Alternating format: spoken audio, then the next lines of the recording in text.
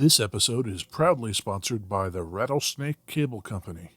Rattlesnake Cable offers a wide variety of premium U.S. milled cables for the stage and studio. With diverse customizations to fit your unique cable needs, they build dependability and style into your signal path. Rattlesnake Cable Company's products are constructed with all musical needs in mind. The team at Rattlesnake is giving you a chance to win 2 free cables. Just head over to rattlesnakecables.com/giveaway/high-gain to enter. Listeners of this show can also save 20% on all regular priced items by using the code HG20. Rattlesnake Cable Company, the sound choice. John here, and we've got a new sponsor, DistroKid. Now that you've finished your latest Pirate Math Sponge Core Twitch trek, it's time to get it out there so everyone can hear it. DistroKid helps musicians get their music on all the major streaming platforms, and artists keep 100% of their royalties. And because you're a high-gain listener, you get 30% off. Just go to distrokid.com/VIP/high-gain. That's distrokid.com/VIP/high-gain. And now DistroKid has an app. The DistroKid app is available for iOS and Android. You can download it at distrokid.com/app or in the app and Play stores.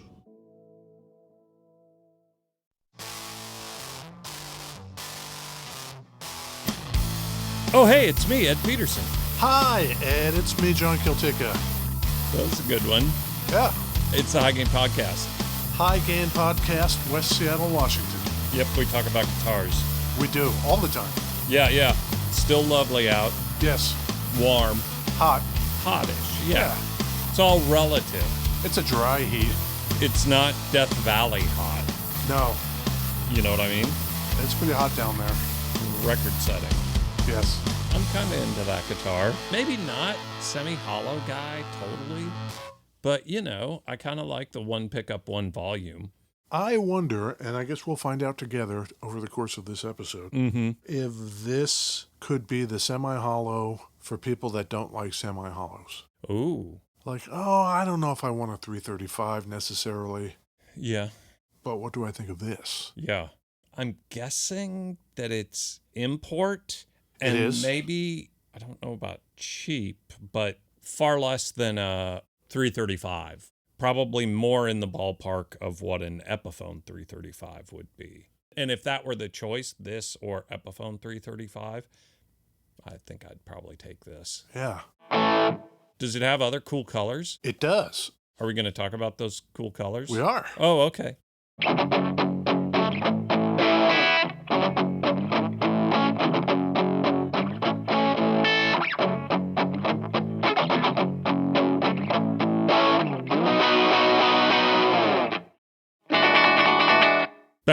Beverages, Ed. I've got a coffee in a crow mug. Crow mug, of course. Yep. Crack, holding strong, no worries. That cup is going to outlast the next ice age. I hope so. I got another one of those Fremont Brewing IPA. Non-alcoholic. It must be the weather. Yeah? Because so do I. Oh my gosh. I've got another Athletic Brewing Freeway, the orange one. Yeah. India Pale Ale IPA. Yeah. As opposed to UAP. UAP? Yeah, I don't think we're allowed to say UFOs anymore. And what does that mean? Unidentified Aerial Phenomenon? Oh. I think that's the new preferred nomenclature. Well, that would make sense. Weaving back into Tom DeLonge. Yes. Tom DeLonge of Blink-182. Of Angels and Airwaves fame. He is very interested in UAP. He's very invested and very knowledgeable. He's a truther, a UAP truther. Yeah. You know what I'm saying? I know what you're saying. Yeah. This guitar came out just this year, 2024. Oh, okay. This is his reimagining of the Fender Starcaster. And on the back of the neck plate, there's a little alien guy. Yeah, he's silly for that stuff. Yeah. To his credit also, on the front it says Fender. Yeah. No name or anything like that. I don't think I love the Starcaster. I think if we went back and we pulled a old episode of the High Gain podcast, maybe it was the John Roderick. It was. I don't think he was stoked when I said deny on his Starcaster. I was a buy because I've always liked those. You were sucking up to the guest. Yes, I was. I was like, fuck that guitar. Yeah, John Roderick, alt-rock icon. Well, you're noticing the sound. I am stacking overdrives today. Oh. Between the Pro Analog Devices Manticore and the 1981 Inventions DRV, I've got them dialed Just so.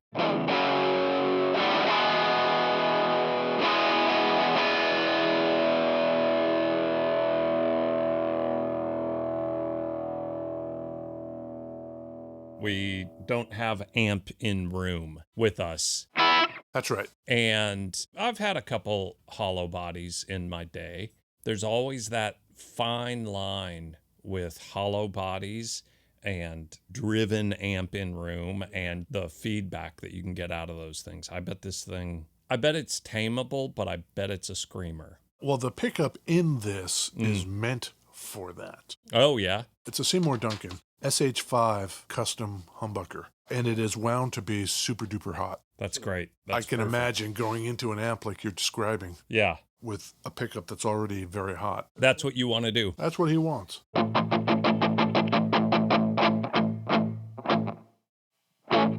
Maybe we should go back and talk about what the Starcaster was/is. Provide a little context. Right. Which I think will veer into why I don't like the Starcaster in that old iteration. Let me throw a guess out there. I'm going to say the Starcaster came out in like 66? 76. Really? Yeah. There was a guy at Fender. Guy at Fender, yeah. His name was Gene Fields. Okay. He worked with our man Ross Meisel. Roger Ross Meisel? Yeah, as early as 1961. Those two were contemporaries. What's Roger up to? Roger's not doing a whole lot.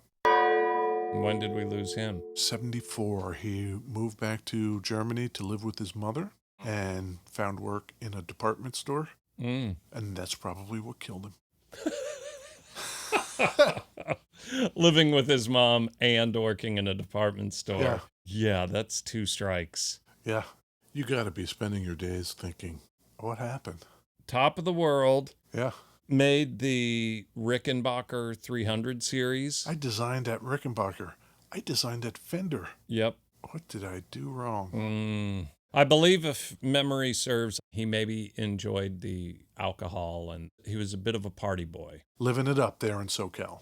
That's the time to be doing it. Then maybe he was okay with it. Maybe he was like, man, that was a blast. Yeah, I loved it. I need to go check in on mom. Check in on mom, get a job in retail. Yeah. Post-war Germany retail. Yeah, 74. God, I hope it wasn't East Germany. Ooh. The Stasi would be like, we see that you spent considerable time in America. Tell us about that, comrade. No, really, I was just drinking and like hanging out and playing guitars and stuff. Doing drugs with the Beach Boys. Really, that's what I was doing. I think there's like weird Beach Boys CIA connections, or at least lots of drugs. The LSD culture, you know, there were some tendrils into the CIA. So maybe it was a plant. Raj. Back in a prior life, I was a security guard in a museum. Yeah. I would just stand around while people looked at art, but occasionally there would be events at night. You know, people would show up, celebrities and things. The Seattle Art Museum has these giant ancient granite camels. They were dug up in China, and they sit on a grand staircase in the museum. Yep. And there's some event, and I'm standing by one of the camels, and it's Timothy Leary. Oh. And he's standing there looking at the camel, copping a smoke. Inside? Yeah, so I have to say, excuse me, Mr. Leary, there's no smoking in the museum. And he just looks at me, straight-faced, doesn't say anything, and puts the cigarette out on the camel and walks away. Cool. Timothy Leary, he wasn't a boomer. He was like Greatest Generation. Was he? Yeah, maybe. Or he was old then, right? I'm going to say he's dead. Oh, yeah. I'm going to say that dude was born in like 1934. I'm going to say 23. Ooh. Okay, so look it up. 1920. 20. What year do you think this was? You were guarding that place? 92, maybe? Died in Beverly Hills, May 31st, 96. Zero fucks to give by that point. Yeah. That guy was like high as a kite. Did not care. Smoking in the art museum. Yeah. That's wild. At that point, smoking indoors, that had not been a thing for a while. No. That's just him being an asshole. Yeah.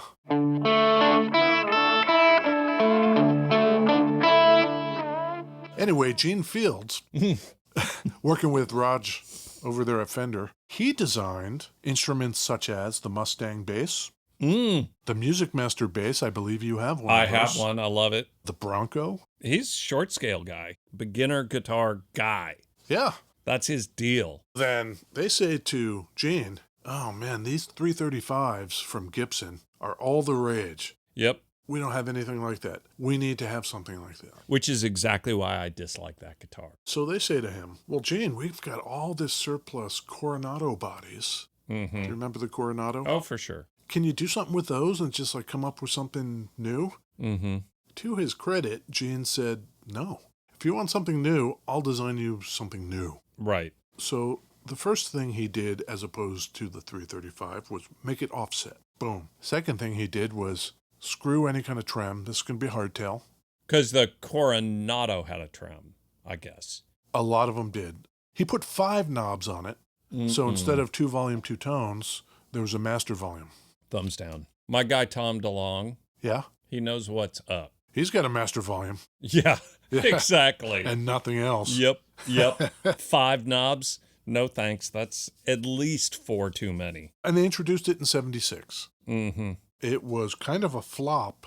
How many years did it last? The Fender Starcaster. 3. 4.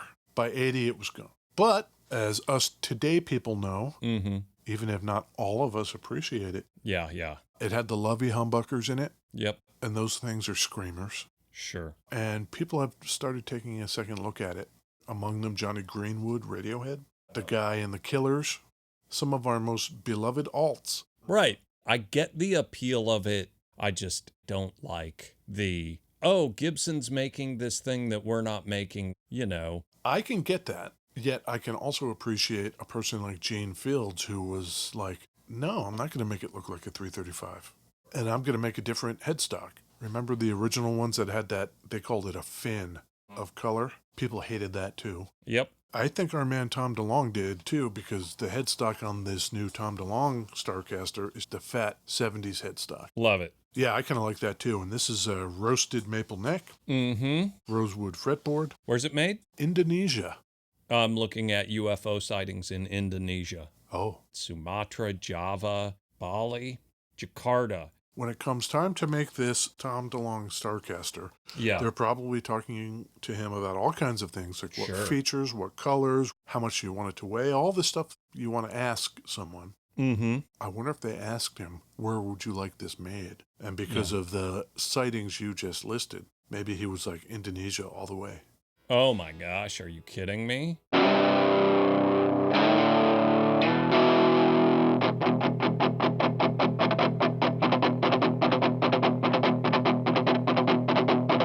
You know what I like about this? Do a run through of the various tones. Done. I suppose we should do it clean just because. I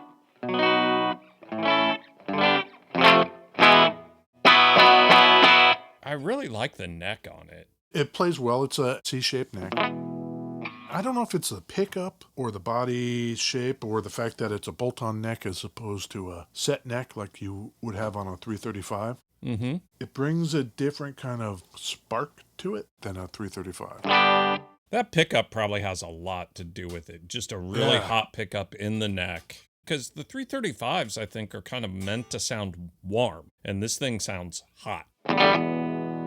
He has 2 signature models, right? What's his other one? It's a Strat. It's a Strat. One super hot pickup. It's not the same one as this. And a volume knob. For a while he was with Gibson, and he did a 335 type guitar. Same deal, one pickup. And it had a racing stripe down the middle. Yeah. But of course, 2023 marked the return to Fender with the Tom DeLonge Stratocaster and now the Starcaster.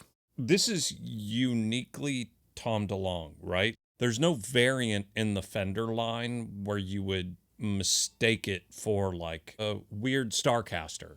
No, you can get a Squire Starcaster, but it looks a lot more like the originals. Yeah. What could either get people to like this guitar or not like this guitar, I suppose, is it is uniquely Tom DeLonge.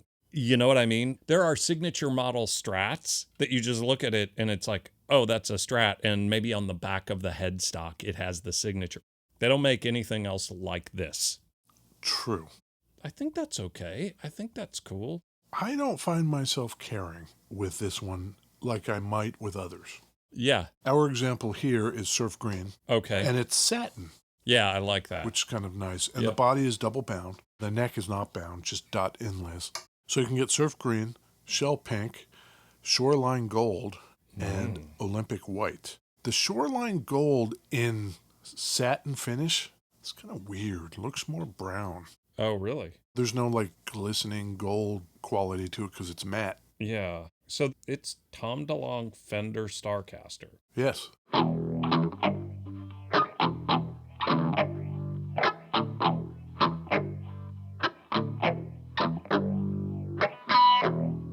I was thinking the other day, there's a lot of stuff that goes on here at the High Gain. Yes. Big time podcast stuff. High level pod thinking. We need an intern. That's what I was thinking. That would be the most horrible job ever. Who could we get? Maybe Joe Walsh would want to do it. I bet he's not doing anything. Is he still with the Eagles? Hey, intern Joe Walsh, this coffee isn't going to refill itself. We need an intern. Yeah. What about Chubby Checker? No, Chubby Checker's still around. Is he? You pre-donged the Chub. He's 82. I bet he's got some internet skills. I retract that dong. Thank you. With apologies. Maybe we could have a rotating cast of stunt interns. For sure.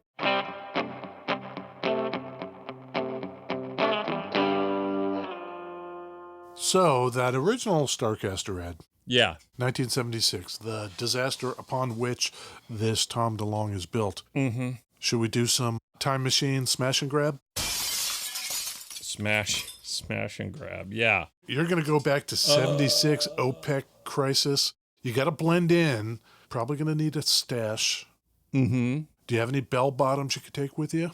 I don't. Well, then, as soon as you get there, you're going to have to find the clothing to blend in. Yep. If you're going to do this. Polyester. Yeah. You're going to go into the store and just act cool, man. Yeah. Get with the lingo. So the Starcaster had 2 pickups and the swoopy headstock. You could get it in mocha, natural, or black. So here's Time Traveler Ed, but nobody knows that. Right. So you're just another guy looking for a Strat. Right. That's what you tell them. Mm-hmm. And then since this thing isn't selling well, they're going to try to steer you over to the Starcasters so they can get rid of those damn things. But you know better because you're from the future. So what are you paying for that in $1976? Probably like $698. That's not bad, Ed. Yeah. $675. Oh, Yeah. It feels pretty good when you go gut and it gets that close. That's pretty dang good. You've grabbed one, you hop back in the time machine. Now you're back. How did you do? That's gotta be more than $3,000, right? It's like $3,600. 36, yeah. Yeah, and the Starcaster has beat inflation by much more than that. The average price for a used one, $5,000-6,000. Yeah, for sure. They're definitely a hipster guitar. You want that 335, but you don't want that 335. Yeah. The Starcaster, it's a weirdie, and especially when it's vintage. Oh, that's cool. They were not light instruments. They had some weight to them. Which is weird. Yeah. I'm just not into them at all. Fair enough. I wonder if Mr. DeLonge had a say in the colors, like I imagine he did. I gotta think so. I doubt if they just go, hey, we've got these guitars and these are the 4 colors. Do you want to put your name on it? don't think it went like that. And then it was also known that Blink-182 were back together in 2022, and there was going to be this big tour. Mm-hmm. It would have been strange for Fender to pass on that. Yeah. The colors are all very light. No black. Yeah. I'd spray paint the hell out of this thing. Would you? Oh, yeah. What color? Black. I think it would be great spray painted because the rattle can would just wear off pretty quick, and that's a great contrasting color. To come green through. Under the black Yeah. would be killer. Go spray paint it. Please. You gotta try it. Try and decide. Is it hello or goodbye? Buy or deny? It is indeed based on the 1976 failure of a Starcaster, Ed. But this one carries the name Tom DeLonge of Blink-182 fame with it. It's only got one pickup, satin finish. This one is surf green. Yeah. The Tom DeLonge Starcaster. Buy or deny? I'm doing a thing I did last week. The Peterson caveats? Not the Peterson caveats, just doing the rando search. What can I get for $1,200? These are about $1,200, right? Yes. You could get a Fender Tom DeLonge Stratocaster. Those are nice too. You know, you could get an ESP Limited EC1000, basically like an ESP Les Paul. Epiphone 58 Carina Explorer. That's not bad. You know, I think at that price point, the world is your oyster. Yeah. I like this way more than the Starcaster. I might even like it more than a 335. That's what I was wondering when we went into this. Would I like this more than a 335? I think I do. Yeah, buy. I'm into it. Yeah, me too. I think buy. I'm not thrilled about any of the colors. Maybe they do another run next year or who knows what. Rattle can, baby. Might have to be that. Me and Tom? I'm on Team Tom. I know you are. He's got a UAP project, you know? Yeah, He's in it. I know he's in it. You are being very dismissive of these UAPs. No, I'm not. Regardless of my behavior, Past transgressions. yeah, at the International UFO Museum, Mm-hmm. the fact remains, Yeah. I've been there. Have you? If I were to go there, it would be a pilgrimage. Oh. That's what it would be. Right. I think Tom's onto something. The alien on the back of the headstock is straight up an alien. Straight up alien, yeah. Probably a gray. The one they had at the UFO Museum was a gray. Oh, yeah? They recreated the alien autopsy. Oh, okay. So you could look in the room and see the thing stretched out on the bench. Little tear to my eye. Yeah. Yeah. I'm going to take lots of pictures of this, Ed. Yeah, I'm going to dig into Chubby Checker and Tom DeLonge. Yeah. While you do that, I'll put these pictures on Instagram. Get working on the intern. Part-time stunt intern. Mm-hmm. Okay. Those guys at the Ruinous Media Network of music-related podcasts, Yes. they want facts. Quality. Yeah, exactly. Job one. Yeah, the bar they hold us to. I mean, I'm not going to say inhumane. No? Those guys. Taskmasters. That's right. That's what we call them. Okay, let's come back next week. Yeah? Do another one. Do it again? Yeah. Okay, great. All right. Okay, bye. Bye.